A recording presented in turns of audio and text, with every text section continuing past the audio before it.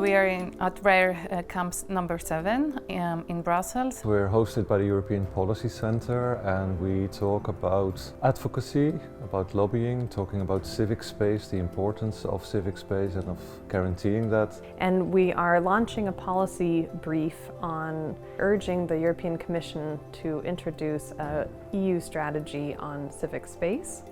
And we're talking to these different groups about how to make this a reality. The RARE project is, I think, mostly about European exchange. It's very rare in the case of RARE to see a real, true transnational exchange of senior human rights experts that work on different topics, but all really to support civil society and to also understand what the challenges and the struggles of civil society are in the different member states of the EU. They're faced with a lot of double standards from politics and little political will, unfortunately. So it's double the amount of work, I would say, because they're really busy on the ground while at the same time still trying to advocate for a good legal and political framework for their work to happen.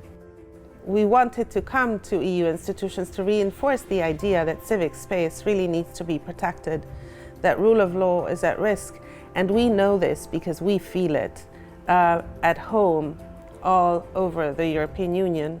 A lot of members of our group work in national organizations. Some of us come to Brussels often, many of us don't come to Brussels at all. In this 3 days in Brussels, the idea is really for the participants to meet all important EU stakeholders from the EU institution like the Commission or the European Parliament to other stakeholders from civil society such as funders or civil society associations. If we want to achieve something, we need to also influence policymakers at the European level.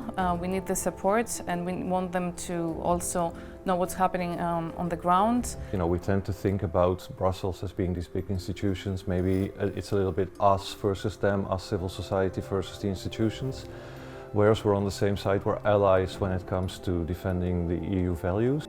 We didn't know when we were planning our Brussels camp that there would be a war in Ukraine.